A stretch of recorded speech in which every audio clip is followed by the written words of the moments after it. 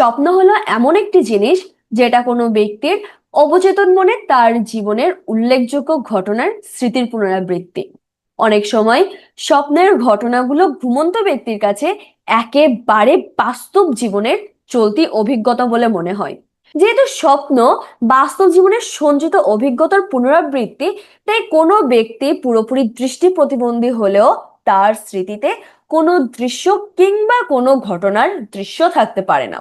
তারা স্বপ্ন দেখতে পারেন ঠিকই, কিন্তু সেখানে কোনো দৃশ্যের প্রতিফলন ঘটে না।